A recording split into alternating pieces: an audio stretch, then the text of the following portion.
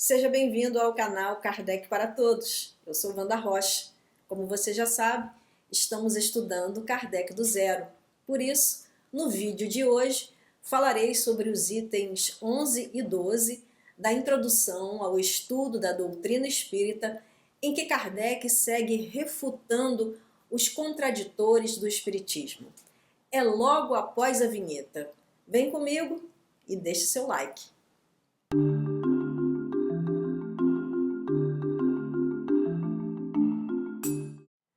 Kardec era tão democrático que abria espaço para os contraditores do espiritismo darem a sua opinião. Vemos isso na Revista Espírita em vários momentos. Ele aproveitava o que os contraditores do espiritismo diziam para contra-argumentar. Normalmente eram argumentos de pessoas que não tinham muito conhecimento do espiritismo, mas mesmo assim Kardec abria espaço para que essas pessoas falassem. Aproveitava o que elas diziam e contra-argumentava, sempre muito embasado e com muita educação e elegância, dava as respostas aos contraditores do espiritismo. Fez isso durante todo o tempo que editou a Revista Espírita e fez também no Livro dos Espíritos. Enquanto o espiritismo ganhava força, os contraditores do espiritismo se levantavam para falar contra a doutrina espírita.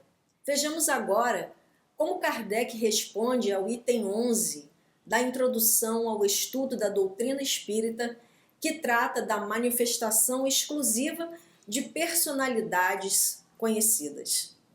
Neste item 11, os opositores da doutrina espírita também tiveram uma visão incompleta das comunicações espíritas, dizendo que as comunicações obtidas vêm apenas da parte de espíritos de personalidades famosas e que estes espíritos seriam os únicos a se manifestar.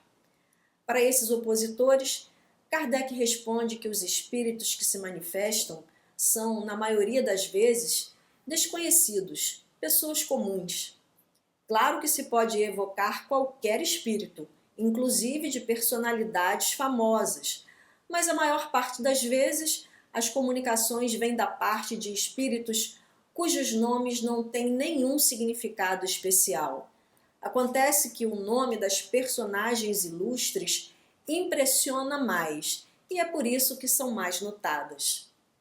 Então, aqueles que dizem que as comunicações espíritas são apenas de espíritos de personalidades famosas têm uma visão incompleta do espiritismo. Vejamos agora o item 12, que trata da identificação dos espíritos. Neste item, Kardec diz que um fato demonstrado pela observação e confirmado pelos próprios espíritos é o de que espíritos inferiores, muitas vezes, usurpam nomes conhecidos e respeitados. Quem pode afirmar que os que dizem ter sido, por exemplo, Sócrates, Júlio César, Carlos Magno, Fénelon, Napoleão, Washington, etc., tenham realmente animado esses personagens? Esta, vai dizer Kardec, é uma dificuldade real do espiritismo prático, o controle da identidade dos espíritos. É difícil mesmo de se estabelecer. Os espíritos da mesma categoria, do mesmo caráter, ou seja, das mesmas características e animados dos mesmos sentimentos, reúnem-se em grupos e em famílias. São as falanges de espíritos. Sendo assim, um espírito da mesma categoria de Fénelon, que foi poeta e escritor no século XVII, pode vir em seu lugar e muitas vezes até como seu mandatário, apresentando-se com seu nome e pode substituí-lo. Mas, se não podemos ter a certeza da identidade, podemos, pelo menos, ter a sua presunção após observarmos um conjunto de indícios que dão os espíritos, poderemos ou não acreditar na sua identidade. Uma das formas de tentar identificar se o espírito comunicante é mesmo quem diz ter sido é analisarmos, por exemplo, sua linguagem e o conteúdo da mensagem.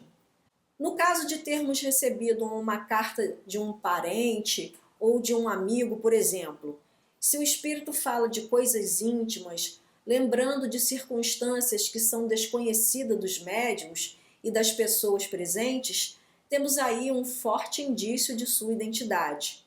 Pode acontecer também que a forma da linguagem escrita se reproduza exatamente a mesma.